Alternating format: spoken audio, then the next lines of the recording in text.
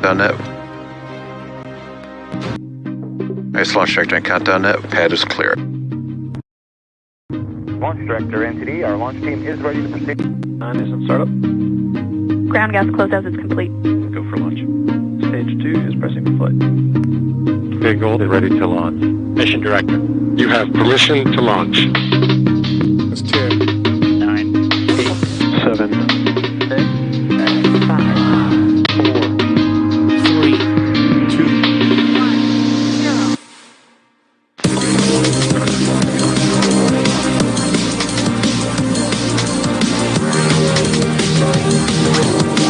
Vehicle supersonic. In liftoff, United Launch Alliance outside rocket. 1. Ignition. Real liftoff.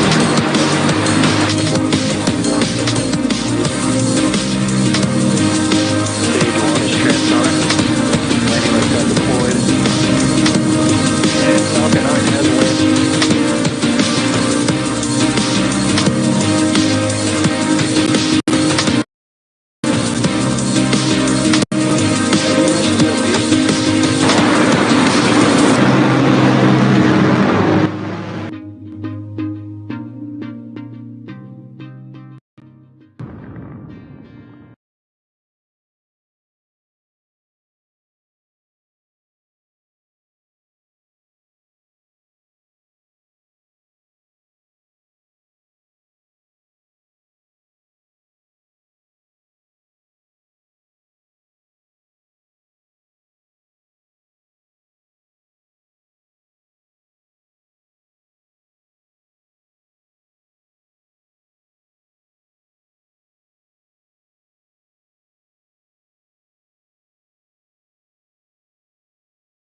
Our launches are doing. Providing the main thrust, so we don't need them anymore. They are detached from the launcher. Shortly after that, the fairing, which protecting the spacecraft from the environment of the launch, is also jettisoned as we have crossed the limits of the atmosphere. Once the launcher reaches an intermediate orbit, the main stage is cut off and separated. So then the upper stage takes over, which engine is going to power for about 16 minutes in order to raise speed and altitude and release juice on the targeted orbit. So, by the way, the little towers that you see on the motion picture, they represent a chain of telemetry stations that are receiving data from the Ariane 5 in real time all along the flight path. After some orientation maneuvers, JUICE is separated on a liberations orbit. It means that it will have the required speed to escape literally the gravitational pull of the Earth. Then this is almost the end of the mission from the launcher, as we still need to perform some disposal maneuvers of the upper stage, but JUICE is only beginning its journey. ESA teams will use the Norcia ground telemetry stations in Australia to acquire the signal from the spacecraft and take full control of it. 1 hour and a half after liftoff, Joule will start deploying itself like a butterfly into space. First, it will unfold the large solar panels. Their total surface is 85 square meters. This is definitely bigger than my Parisian apartment. And then, in the following days, it will deploy its many antennas and probes. So the animation here doesn't depict the increasing altitude that JUICE is going to get, getting farther and farther from Earth on its way to its 8-year journey to Jupiter. Thank you so much, Raphael. It's all very clear. And actually, as Raphael was speaking, so you can see the pictures of Ariane on the launch pad. As Raphael was speaking, we hit the next milestone in our in the chronology, which is, of course, the -10 weather update. And yes. I'm looking at the board. All is green. All is green right now. Anything in my earpiece? I don't see anyone picking up a mic. So it's looking good so far. It is green and we're good to go. Looking good to go. What we check, like Stefan said, we are usually checking the wind at high altitude, the wind in the vicinity of the launch pad, and also the risk of lightning. Yesterday, it is the risk of lightning that prevented us from launching, but today, everything's good. We're good to go. We can continue the operations. That sounds great. And continuing the operations means that we're heading towards what we call the synchronized sequence. We'll talk about that in just a minute. So there's another team. You see the teams working here. Final preparation underway here in Jupiter Control. But of course, there's another team at the Launch Control Center, which is much closer to the launcher. It's about 4 kilometers to the launcher. And they've been working since last night. So they've not slept. Tell us more about them. Well, these teams are monitoring all the operations during the final countdown. So, for example, they are filling the cryogenic stages. They are cooling the Vulcan engine. That's the main engine of the launcher. They are pressurizing the upper stage sphere. This is them hard at work in the morning. Exactly. And I think the images were shot this morning, actually. And so it's all these operations that are leading us to the start of the synchronized sequence. So what is this synchronized sequence, Raphael? Well, it's a real crucial step. You have 30 seconds. Yeah. So I'm going to make it very quick. It's basically a succession of operations aimed at giving more and more autonomy to the launcher and to set it in its flight configuration. Yeah, because 30 it's seconds. an irreversible. Once we've started the synchronized sequence, we can't go back. No, so we are going. Absolutely. And we're going to now wait and hear. À tous EDDO, Right. attention pour le début de la séquence finale lanceur. Top H0 moins 7 minutes. So there we heard it from the DDO, who is the Range Operations Manager. We'll talk about him in a minute. And he's just announced the start of the synchronized sequence. Just a quick question. Why does it have to happen at -7? We were just saying. Well, I mean, this is obviously not a magic number. This is just the time for all these last-minute operations to be performed. For example, we are topping up and pressurizing the tanks. We switch the power supply from ground to board, and only then the launcher is going to be fully awakened for launch. Fantastic. For those who are joining us, we are 6 minutes and 20 seconds to liftoff of Ariane 5, carrying JUICE on the first leg of its journey into space and towards Jupiter. As Raphael was saying, Ariane, we were talking about this earlier, Ariane normally launches 2 passengers, but this time it's a single passenger. So can you just go quickly into what difference that makes for the launcher? For the launcher, this is a very precious passenger, but for the launcher, it remains exactly the same. You have the 2 lateral boosters, you have the main stage, you have the upper stage, 1 fairing. We are also launching towards the east, which is the same direction as for standard telecommunication satellites. Only the final destination is a bit different. This is Jupiter. It is the last time that we performed such a single configuration. One of the last time was for launching the Space Telescope James Webb. Let's hope today is going to be as flawless and smooth. Absolutely. And let's quickly now go into the film and have a look at the last couple of months of launch preparations.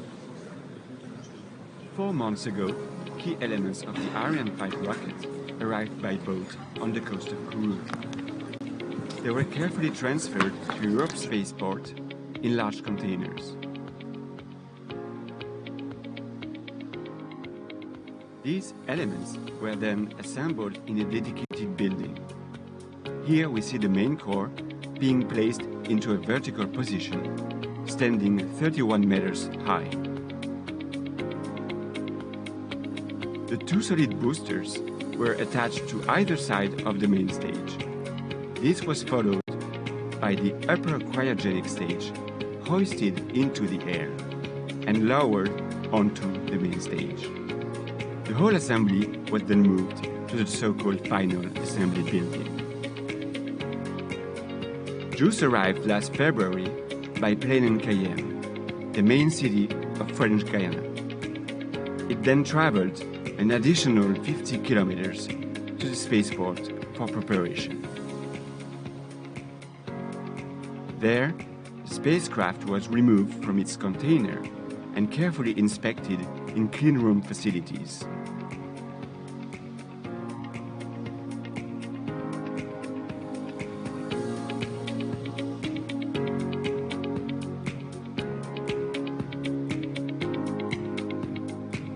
JUICE was then integrated onto the launch adapter.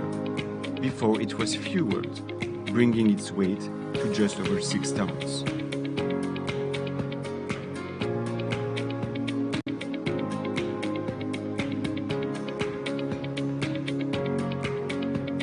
The spacecraft was transferred to the final assembly building and mated on top of Ariane 5, some 35 meters above the ground. The launch preparation team got their last glimpse of the spacecraft as it was encapsulated inside the fairing, which has kept it safe and sound until today. On Tuesday, Ariane 5, with Juice on top, was rolled out to the launch pad, where today it waits, poised in anticipation for its ascent into the sky.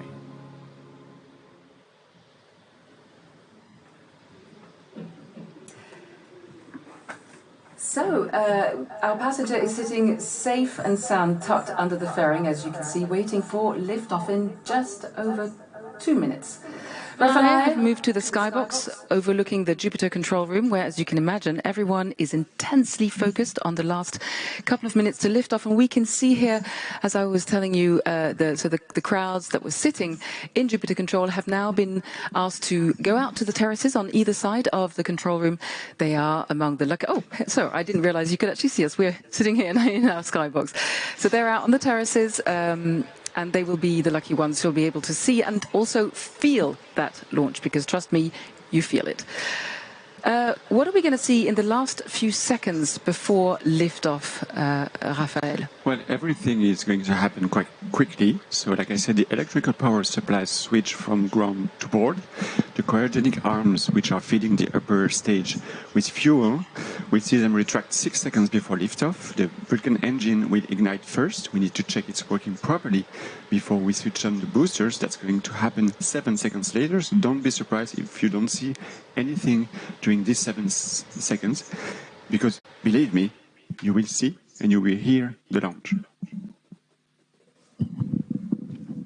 And you'll be hearing every milestone being called out by the DDO. He is the Range Operations Manager, and his role is in an... Oh, we'll wait for the 1 minute mark. Raphael. À tous de DDO, attention pour moins 1 minute. Top H0 moins 1 minute.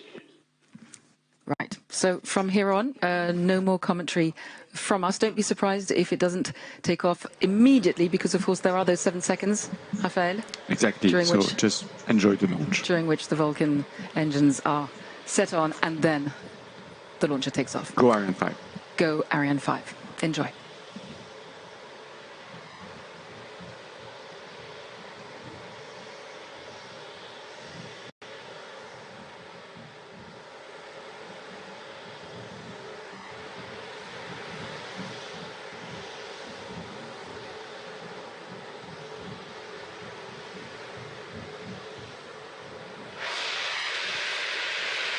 À tous de DDO, attention pour le décompte final.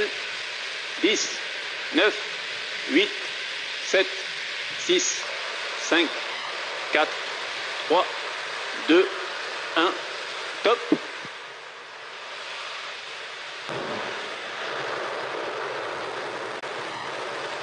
Allumage Vulcain. Allumage AP, décollage.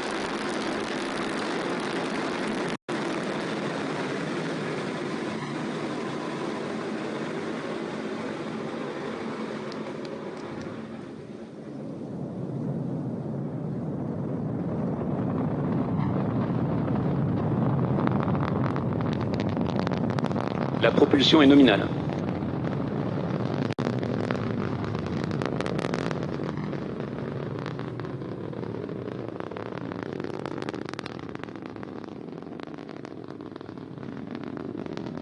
La propulsion est nominale.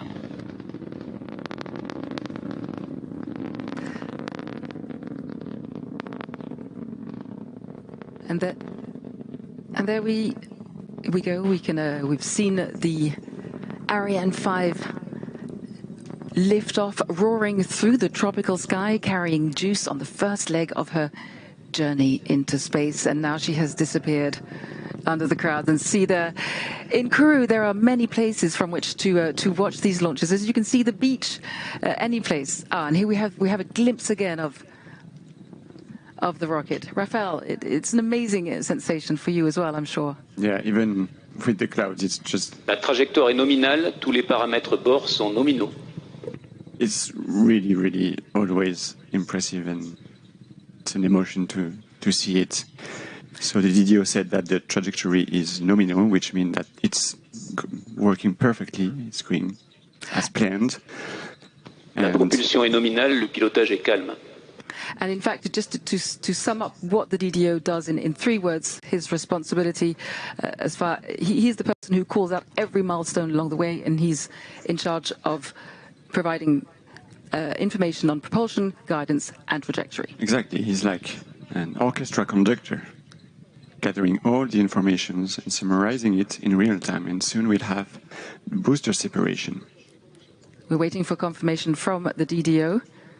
Séparation des EAP. So the boosters have been safely separated. This is great. They have provided 90% of the overall thrust of the flight, so they're doing the main job. And then soon we'll have the separation of the fairing. And by the way, you see a special drawing on the fairing right here. Children around the world were asked to submit artwork La trajectoire est nominale. Inspired by Juice's epic journey, and on this fairing, we see one child's interpretation of Jupiter embracing our spacecraft. Everything is nominal. Tous les paramètres bord sont nominaux. All parameters are going smoothly. And there we have it. We've seen it in our 3D Séparation animation, coiffe confirmée. and we've just heard it from the DDO. Confirmed. So the fairing was used to protect the satellites from the friction of the air, but also from the noise generated during the ascent phase. We obviously need to safely separate the fairing, otherwise we would not be able to release Juice into space. La propulsion est nominale. It also means that we have crossed the limit of the atmosphere. So Juice is on its way to be separated in about 24 minutes from now.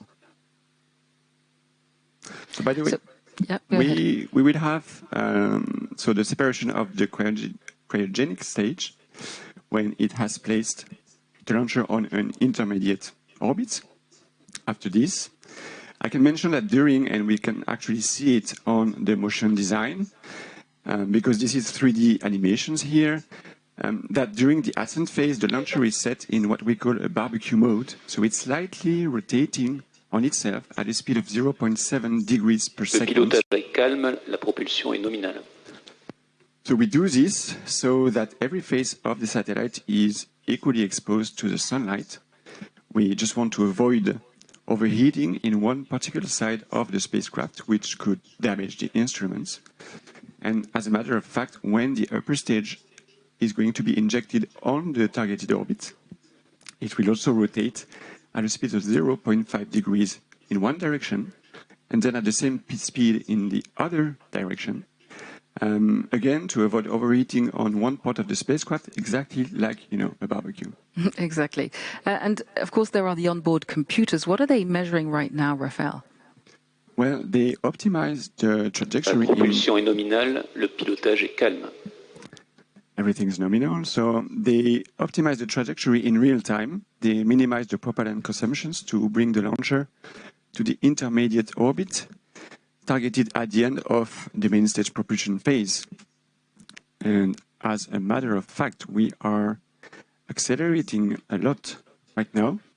So within the next 3 to 4 minutes, we'll go from, 3.5 kilometers per second to more than 7 kilometers per second. So how much is that per hour? Because you're the engineer. 25,000 kilometers per hour. And ultimately, Juice will be separated at a La speed of trajectoire est nominale, le pilotage est calme. almost 10 kilometers per second. And it will be separated at an altitude of 1,533 kilometers. Very precise. Okay. So the next milestone we are now waiting for, and we'll be hearing this again from the DDO, is the acquisition by our downrange station of Natal. That is located in the on an island in the middle of the Atlantic. I'll just wait and hear that from the DDO.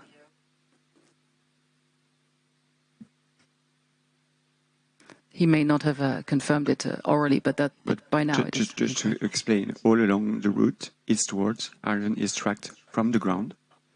So the launcher's functions and vital signs are recorded and sent back to a network of stations that keeps constant watch on the health of the launcher systems. Par la station télémesure de Natal. And we have it. And the confirmation that the first... Apologies, of course, I did not mean Ascension. I meant Natal, over the border in Brazil, of course. That's the second downrange station. And just so you know, in all, that's about 1,500 parameters that is collected. Collected, my goodness. So that there's no way these 1,500 parameters can be analyzed in real time, Raphael. What happens to them? Well, the complete analysis is carried out in the weeks following the launch by a dedicated team. They provide a wealth of information about how the vehicle performed during its mission. And so this is why we constantly, improve our knowledge of a launcher, launch after launch. And then that's why Ariane 5 is such a reliable launcher. And so you were talking about the stations, and it's a little bit, you were saying to me earlier when we were chatting, it's like a relay race, these stations, isn't it? These downrange. Yeah. You were listening to the DDO. What did he say? I didn't hear him. He said that all the parameters are working perfectly. Nominal, that's what we like to the hear. flight is perfectly smooth. So yeah, this is like a relay race with one telemetry station passing the baton to the next one, because we want to keep full visibility of the launcher in all dynamic phases of the flight. So the first stations to pick up the data was Galileo, right here in Kourou, followed by Natal in Brazil, then the island of Ascension in the middle of the Atlantic, and followed by Libreville in Gabon, and finally Malindi in Kenya. As the launcher crosses Trajectoire Africa. nominale, tout paramètre nominaux. So we'll have 3 different, very short sequences right now. Coming up. The cutoff of the main stage. We should hear then that. the jettison of the main stage, and then the ignition of the upper stage. So it should be confirmed. Extinction Vulcain. Séparation EPC. And the ignition coming up. Yep. Waiting for the Allumage confirmation. ESC confirmé.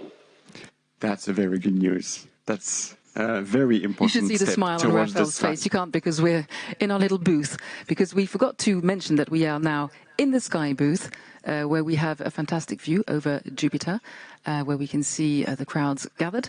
And yes, and so you cannot see the smile on Raphael's face, but he is delighted that this stage has gone perfectly. Yeah, the ignition of upper stage is absolutely key, because it's always quite a little bit tricky to ignite a liquid stage in the emptiness of space. I told you that on the ground we wait for a few seconds to check that the Vulcan engine is correctly ignited Fin de visibilité par la station de Galileo. before liftoff. But in space, it's just not possible to do that. You cannot send somebody to repair the engine. Also in zero gravity, the propellant is floating in all Le pilotage directions. est calme. The thermal environment is also not the same as it is on the ground. So, there are many factors that make it quite Trajectoire challenging nominale, tout paramètre bord nominaux. and complex to ignite the engine in space. So we were mentioning earlier, this is the penultimate Ariane 5 launch, which for more than a quarter of a century has provided Europe with reliable and independent access to space, which Joseph Aschbacher was talking about earlier. Ariane 6 will be taking over. Europe's best engineers are building on the success of Ariane 5, and there's already a fully integrated Ariane 6 on the launch pad right here in Kourou. You're going to tell us about that, Raphael. So can you take us through the latest developments with Ariane 6? So last year was quite exciting for Ariane 6 with the start of what we call the combined test, corresponding to the meeting between the launcher and the launch pad here in Europe Spaceport. Les paramètres bord sont nominaux. Here we see a fully representative version of Ariane 6, which has been assembled with the main core raised vertically, directed on the launch pad. The upper composite was then hoisted and mated on top of the launcher. This operational scheme is actually a big difference with respect to what is done with Ariane 5. It is made possible thanks to this mobile gantry, which will obviously be removed during launch. And also, 2023 is going to be also a busy year for Ariane 6, obviously. In January, the launcher was connected to the control bench, and the first power test was performed. Then dry run will be performed, followed by the actual fueling operations of the central La trajectoire est nominale, tous les paramètres bord sont nominaux. Teams will also perform hot firing tests of the lower stage engine, Vulcan 2.1, including a long firing test. And hot firing tests of the upper stage were successfully performed in 2022 and beginning of 2023 in Lampershausen at the German Aerospace Center. Next ones are under preparation. So launcher elements that will be used for the Ariane 6 first flight will arrive in French Guiana using the new generation canopy vessel, which will be equipped with sails and hybrid propulsion. La trajectoire est nominale, tous les paramètres à bord sont nominaux. So that we can start the first real launch campaign of Ariane 6. And so today, the prototype of Ariane 6, stands on the launch pad, ready to continue the combined test. So good luck for this very ambitious and incredible program. And Raphael, we heard while you were explaining all of this, we heard that the DDO called out the loss of signal with the Natal tracking station. Now, there we go. And we didn't hear that it hadn't been picked up by the next station. Is that normal? This is perfectly normal to have short visibility holes during non-dynamic phases of the launch. In this case, we have no visibility for just 63 seconds before the Ascension ground station picks the signal back. So this should come in any seconds now. Acquisition de la télémesure par la station d'Ascension. Your timing is perfect. Confirmed. So we've been picked up by the next downrange station, that is Ascension, the tiny little island in La the trajectoire est South nominale, Atlantic, tous les and paramètres à everything bord is sont nominaux. nominal, the DDO is telling us. So from what I understand, we're going back to Ariane 6, there's a very healthy order book already for Ariane 6 launches, Raphael. Yeah, Ariane 6 is already quite successful on the market, with already 28 launchers sold for both institutional and commercial customers. It is a very versatile, flexible launcher, perfectly suited for complex missions and satellite constellations deployment thanks to its high lift-off capability and its reignitable upper stage engine. La trajectoire est nominale, tous les paramètres bord sont There you nominaux. go. It's nice to hear the regular updates from the DDO that everything is going to plan. For those of you who are joining us, Ariane 5 lifted off 14 minutes ago, just over 14 minutes ago, from the European spaceport here in French Guiana, carrying ESA's Jupiter Icy Moons Explorer into outer space. We're bringing you this live show from the Jupiter control room, where the operational teams are overseeing the mission's progress. JUICE is due to separate in about 13 minutes' time, but this is just the start of its long journey on its way to Jupiter. Let's find out more about the tech on board that will help it fulfill its mission. La propulsion est nominale, le pilotage est calme. At the heart of the JUICE mission, led by ECA, is a giant bird-like spacecraft with large solar panel wings stretching out on either side of its main body. With a mass of 6,100 kilos at launch, JUICE is a heavy spacecraft carrying 10 high-precision instruments, including the most powerful remote sensing, geophysical and in-situ payloads ever flown to the outer solar system. Building a spacecraft which has to fly around Jupiter is a challenge. To operate a spacecraft, you need energy, you need power. And normally we get power from the sun, using solar array. But around Jupiter, there is not much sun. Therefore, the solar array has to be very big. There is also another challenge. All the stuff that we built there has to survive very low temperature. And the third one is that the environment around Jupiter is very radioactive. That's why I think the solar array, which is very exposed and put together these three difficult technologies, is really a great piece of engineering. Maybe a piece of art. The instruments were contributed by the JUICE mission's scientific partner. The spacecraft was developed and built by Airbus, and Ariane Group's Savoir-Faire equipped JUICE with the chemical propulsion system that will drive it to Jupiter and its icy moons on an 8-year cruise. We will provide the propulsion system for JUICE, which ensures that after leaving the launcher, it arrives correctly at Jupiter's moon and can work properly there. It's a fascinating thing, especially because the technical requirements of such a long journey, with so many constraints to consider, challenge each of us in a unique way. Engineers have devised advanced technological solutions so that JUICE can operate in extreme environments, face Jupiter's high radiation belt, the long distance and harsh temperatures. Its 2.5-meter diameter antenna will send the data JUICE collects back to mission control, although it can take close to an hour to travel to Earth. The European mission JUICE is going to be a real revolution. Its collection of valuable data will be used by scientists for years to come and help unlock some of the greatest mysteries of the universe.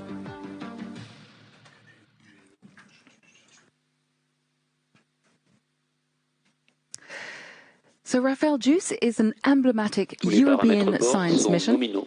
So what is it about this particular mission that inspires you as a rocket scientist? Well, dream. And dream has always been a very strong driving force. Acquisition par la station télémesure de Libreville. For me, but also for, I think, everybody who works in the space industry. And, if we go on a more personal note, actually, before working at Ariane Space, many years ago already in my life as a space writer, I remember that one of my first real articles I wrote was about Jupiter's icy moon and the preparation of the JUICE mission with a focus on the moon Europa. And you can imagine that I would have never thought back then that I would be here standing at Kourou Spaceport in the Jupiter room to comment on its deployment into space. And I think I'm not mistaken when I say that all my colleagues are inspired by such emblematic mission. It really gives us an extra boost each time. And especially when it comes to a mission aimed at looking for signs of life, that is just something else. It's difficult to actually fathom. Can you, I mean, yeah, the ambition of JUICE, and it's a very complex mission, by the way. La propulsion est nominale, le pilotage est calme. So everything is nominal, but thinking that one probe is going to be around the moons of Jupiter, which are unexplored worlds with oceans of liquid water under the ice surface. La trajectoire est nominale, tous les paramètres bord sont nominaux. Where exobiologists expect to find some forms of life. We don't know, like microbes, maybe shrimps, maybe small fish. Probably not, but let's dream. And especially on the moon of Europa, it's just absolutely incredible. Indeed, Raphael, hundreds of professionals in Europe are working on this crucial mission. We met some of them earlier, and as we know, it takes a whole family to put such an expedition together. So let's hear from some of the partners of this mission.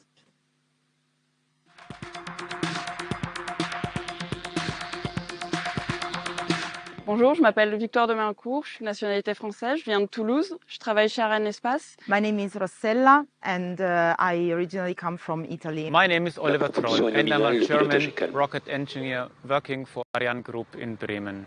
I'm Italian and I'm a telecommunication engineer. Je suis espagnol, je viens de la ville de Madrid. Et ça fait 3 ans que je travaille au Centre spatial guyanais. Je suis chargée du suivi en temps réel du lanceur et de la mission et de vérifier son bon déroulement afin de rassurer à la fois les personnes qui travaillent sur le lanceur et évidemment le client. In Kourou, during the launch campaign of JUICE, our goal is to check all the final full functional tests, so all the final checks after the transport of the satellite here in Kourou and before the launch. I'm responsible for the follow-up of the stage integration up to the launch, the treatment of technical anomalies with an end-to-end view, the technical consistency of all information, and the on-site presence in Kourou during launch campaign. Je travaille à la sauvegarde des vols. Mon rôle le jour J consiste à surveiller la trajectoire du lanceur et les équipements à bord. Et si on constate que la mission cesse d'être nominale, on pourrait être amené à intervenir pour assurer que tout se passe en sécurité pour les biens et les personnes et ainsi maîtriser les risques. I'll take care of the assembly and integration of all the units of the spacecraft, and afterwards to make sure that the test campaign goes as planned and that the spacecraft will perform as expected once in space. If I want to define team spirit in 3 keywords, I can say the first one is collaboration, the second keyword is coordination, and then the third keyword, which is the most important for me, is to have fun. It helps overcoming difficulties and obstacles. So yeah, for me this is the most important part.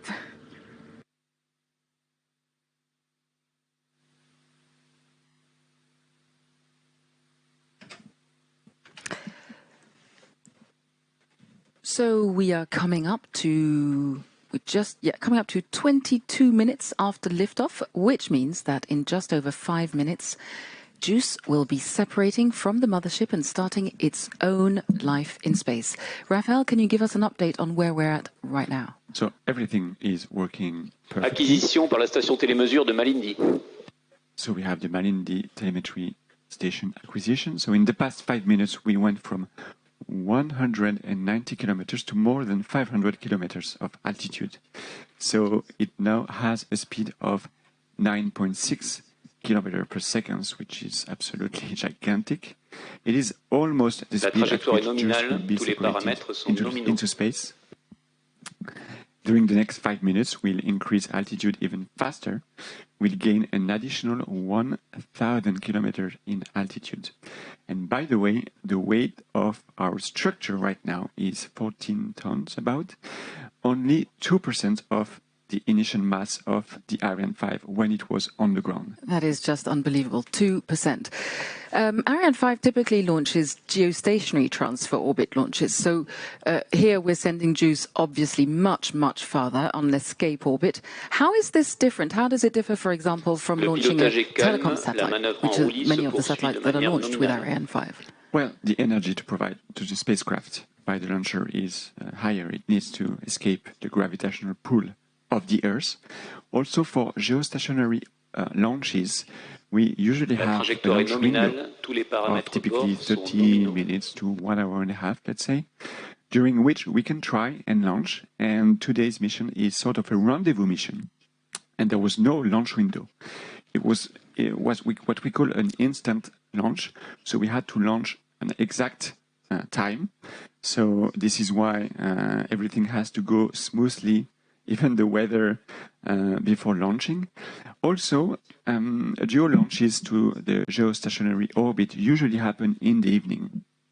Today we launched in the morning, meaning that the team have been working all night during the final countdown. And also, we had to slightly adapt the filling of the tanks of the upper stage with cryogenic propellant, as the launcher was exposed to the sun since early morning, 6 a.m.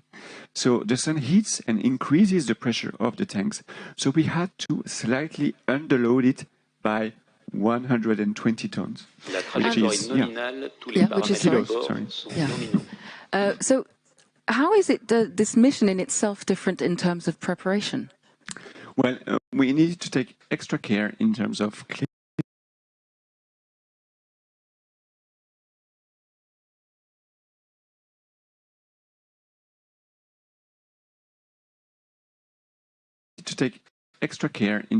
cleanliness, because before sterilized in space, watched out by space radiations, but some can survive.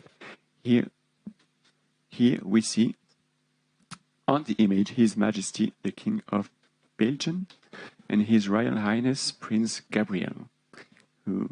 And they are here as VIP guests because Belgium has contributed rather importantly towards preparations for JUICE. So we were talking about, we were looking at the difference in preparation, weren't we? The second main difference is that, JUICE will perform very precise magnetic field measurements around Ganímedes, the moon of Jupiter.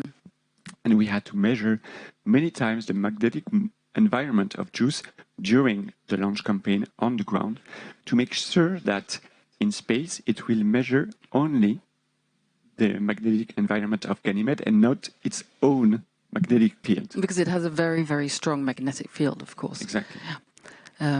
Okay, and so in a nutshell, looking at the time, we actually have, I haven't heard it from the DDO, did you? So right now, we are in the stage where the upper stage is performing slight orientation maneuvers to separate the spacecraft in a very specific direction. It's important to do so on time in a very precise way, as it will really drive the satellite injection accuracy and have an impact on the rest of the spacecraft's lifetime in space. Just to give you an idea, manœuvre d'orientation au profit de JUICE se poursuit de manière nominale. Trajectory correction maneuver. And so the better the injection precision, the less important the maneuver is going to be, meaning that JUICE will be able to save its precious fuel for the rest of the mission. And Raphael, we are 30 seconds away from separation. What are we going to see exactly? And then we'll stop the commentary and wait for the moment. In a nutshell? Well, let me remind you that this is 3D animation here, but the teams are receiving signals and information in real time, and it is them who will confirm the separation of JUICE on its liberation orbit. They will provide all necessary information to ESA teams so that they can acquire the spacecraft. Let's wait for confirmation from the DDO.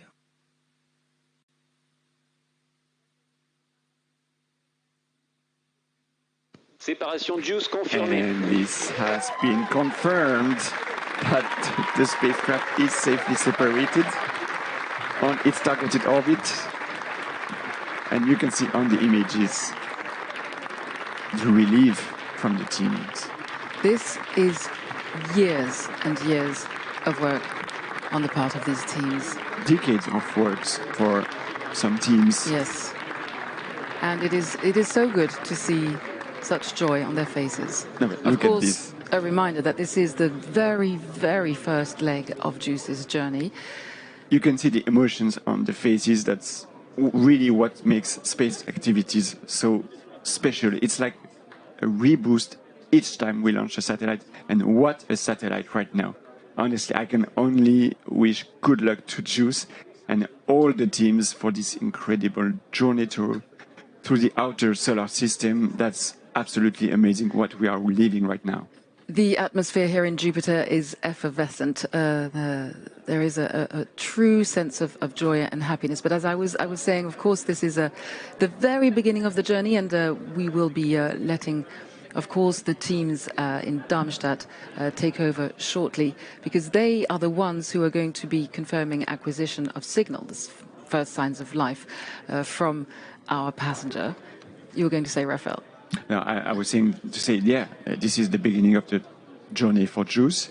For the launcher, we may perform what we call a passivation of the upper stage, meaning that the remaining propellant of the tanks is expelled in order to prevent any risk of explosion in space. This is a requirement for a sustainable use of space.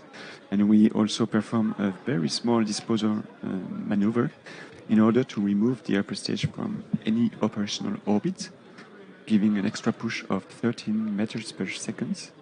And so, yes, and then this is going to be the real end of the mission for the launcher. But right now, let's focus on the joy on people's face. This is absolutely incredible. JUICE is on its way to Jupiter. And it is especially a joy when considering the stress that a delay brings. Even though we know that the passenger is safe, it is a lot of work for many people to have to delay, and a very safe choice to make, of course, as we can see today. So again, in a few minutes, ESA teams will acquire the satellites. We're now waiting for, of course, for comments from Stéphane Israel, who's just been mic'd up in the fishbowl, and he'll be with us very shortly. So we'll of course tell you when he's with us. We'll let you know, and we'll let you enjoy the smiles and happiness on everyone's face.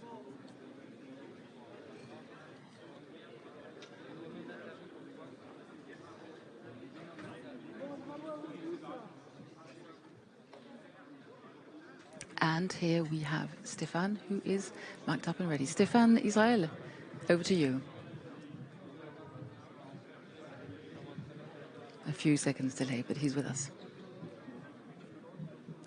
Over to you, Stefan. Okay. So today's mission is a full success. Team Europe has perfectly delivered. I really want to pay our tribute to all the teams who have made this success possible. Ariane Space and Ariane Group team for sure, all the supply chain, ESA, our customer, and Airbus Defence and Space, who is the juice manufacturer. It's really the success of Team Europe today, with the support as well for sure of CNES here on the spaceport and with the design authority of Ariane 5. It is absolutely perfect launch today, and it is now the start of a journey for JUICE, 8 years journey. Thank you very much, Stefan Israel, Ariane Space CEO. So our teams are now going to, at ESOC, are now going to be taking over from here. So we're going to hand over to them in Mission Control, ESA Mission Control in Darmstadt. Over to you, Matt. Thank you very much, Lisa. So welcome back to everyone. We are standing in the heart of the European Space Operations Centre, ESOC, a facility in Darmstadt. And this is the mission control room right behind me, the main one. We've got a couple of major milestone events coming up. In less than 5 minutes, we hope to get the first acquisition of signal. That's where we actually talk to the spacecraft itself. And that gets picked up by an ESA ground station. There'll be an icon on the screen that signifies that, and that's a huge satellite dish. And in about an hour, we should then have the final and next key milestone, which is the deployment of JUICE's enormous solar panels. So I'm going to be talking to loads of mission scientists and engineers on this mission. And if you're watching and have questions, then you can ask them. You can go on social media and go to #AskESA, and we will pick them up, and I'll try and get those questions answered. I'm super lucky, and we're all really super excited as well. This has been an amazing day after yesterday's disappointment. For the next half hour, I've got Deputy Flight Director Bruno Souza, who's standing there in the heart of the operation. So, Bruno, how is it looking there in the nerve centre right now? Well, what a beautiful flight. What a beautiful flight from Ariane 5. Everybody's quite excited, but now starts the hard part. The next major critical milestone we have is called acquisition of signal. We will expect to hear from the spacecraft from our ground station at New Norcia in Australia. If you see behind me, there is a plot over there on the screen. If this was a hospital and the satellite was our patient, that would be the electrocardiogram. And what we want to see there is a nice, beautiful shape, should resemble the Himalayas with a Everest in the middle. That indicates the satellite is alive and healthy. If we only see the Kilimanjaro, we'll have some work to do. If we don't see anything at all, we'll just have to be patient and wait for it to come. It will come for sure. So now starts the hard part. The teams will start working. Pay attention to the acquisition of signal coming up at any minute. So much has happened already. As you can see on the bottom of your screen, with 4 icons representing major milestones in the launch today. We've made it through the first 2, which is unbelievably exciting. Launch and separation of JUICE. Well done to those teams. The next one you can see is the ground station, big satellite dish, which is our acquisition of signal icon, and the solar array deployment icon is that final one. As you can see, I've got a new guest here, the first of our guests, Angela Dietz. So I've been watching you working in the control room, so you've come off a night shift, is that right? Not yet. We started at 6 o'clock in the morning. That's okay. That's a night shift exactly. As far as I'm concerned. It's the second time we did it, and everything worked well. And yes, we launched. It's amazing. And in about a minute, we actually might see the acquisition of signal already. So it might be already coming up now. It's not guaranteed. There could be also delays if the spacecraft has a certain spin from the separation from the launcher. In fact, we've got this little picture here. What sort of thing are we expecting to see? Yeah, so like Bruno was explaining a bit like a mountain in the middle. yeah, so this is the frequency band the ground station is listening to, so it's pointed at JUICE, where JUICE is supposed to be, and the communication system on the spacecraft was already started, so it's already transmitting data. But here we wait for the spacecraft actually to come over the horizon, so to arrive, to be seen from the ground station. So we've got have we got a small window where we can see this, or how big's the window where we can actually see this acquisition? Well, first time would be actually now, but it could be delayed up to 40 minutes. So really depends how the spacecraft is moving. If it's a little bit tumbling, the spacecraft will first do an acquisition, and stabilize the attitude. Okay, right. We're just coming up to this acquisition window, so I'm going to go over to Bruno in the control room and see if we can see what's happening. We just have to be patient. The signal is not there yet. At any moment now, it will appear. Actually, I will not bother you describing it too much. Just stay with me and watch that signal until it pops up with the signal of our spacecraft.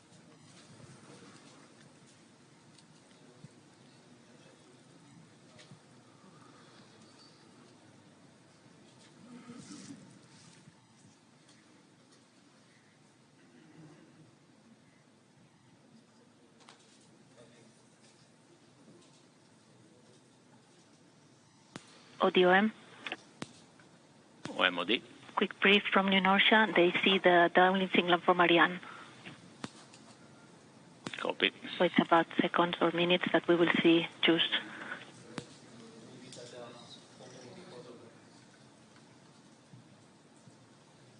It's gonna come.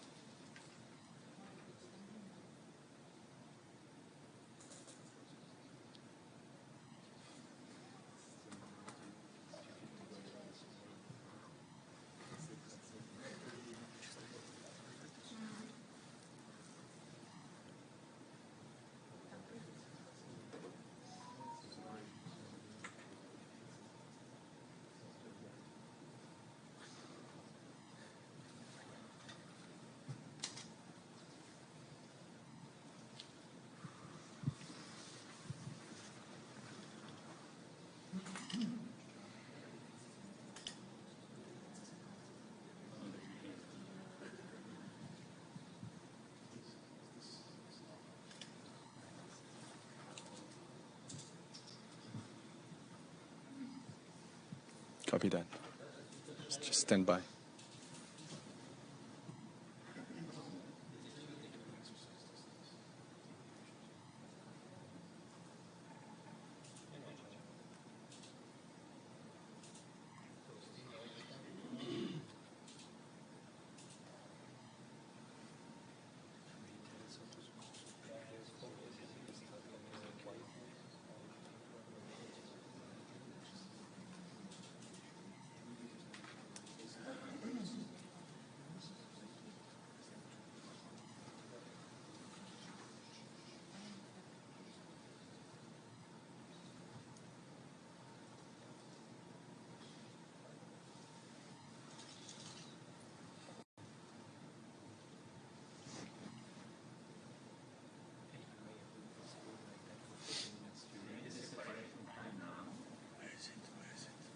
Got it.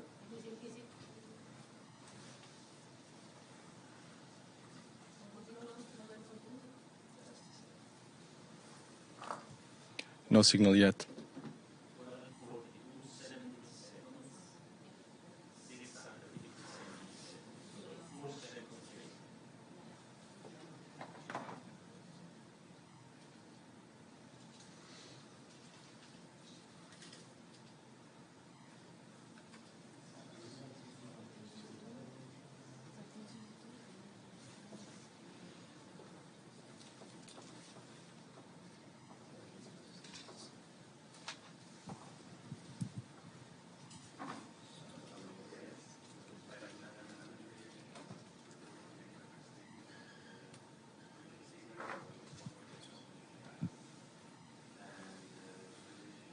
La dernière manœuvre d'orientation de l'étage supérieur se poursuit de manière nominale.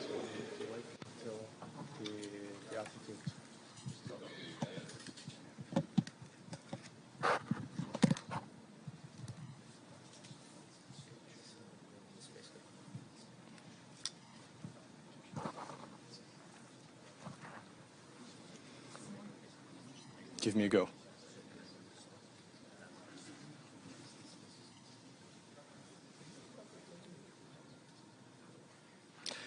We still don't have acquisition of signal at this point. This satellite, as you might have heard already, has been separated from the launcher, from Ariane 5. As it separates, there's always a certain rotation, a tumbling effect. The satellite needs to first prime the thrusters. That means it needs to make all the pipes open such that the fuel and the oxidizer can flow through it. At this point, it can use the thrusters for control, and then it will try to find its own orientation in space, and at that point, it will switch on the transmitter and start transmitting. So there's always a certain uncertainty about the time when we'll actually receive the signal. We have to be patient, we have to keep looking, and I'm sure it will wake up quite soon. So thanks very much, Bruno. So Angela, what does it mean? What does this actually mean? How long do we have to kind of try and get this signal acquired? And you know, where are we? What's your feelings right now? For me, this is still nominal, yeah, yep. Still quite nominal. So this is really what we said, like 51, that the spacecraft comes over the horizon of the antenna, so could be seen from the antenna, but that doesn't mean that the spacecraft is already in a state to really transmit. It's what Bruno was said, so it's really still finding, stabilizing the attitude. So yeah, only in about half an hour we would start to get nervous. So from this point on, it's still nominal for our point of view. And if it is tumbling, and the spacecraft itself does its own kind of trying to work itself out, and that obviously there's millions of different scenarios, I'm assuming, of how it does that. So is that why there might be this delay in terms of how it works itself out? Yeah, there's some studies, some investigations that we've done how much the tumbling could be, and yeah, it could be worst case. Yeah, yep. Just taking this time. Okay, well, thanks very much. So thanks very much for joining us. It's really tense now. It's super tense. So if you've just joined us and you are following the JUICE spacecraft after its separation from Ariane 5, we're hoping to actually talk to the spacecraft soon. It's starting its billion-kilometre journey to Jupiter, many billion-kilometre journey to Jupiter. We're in the European Space Operations Centre, where the fleet of the European satellites and spacecraft are actually flown and controlled by a large multinational team, people, Angela, scientists and engineers. If you want to ask questions of my many guests that are coming up, you can use the hashtag #AskESA, and I'll try and get them answered as soon as I can. But in the meantime, I'm going to switch you back over to Bruno. To me. Oh, for the who's who in the man control. Yeah, tell us who's who who all this international team are. Just as well, it's a good opportunity to introduce everybody who's in the control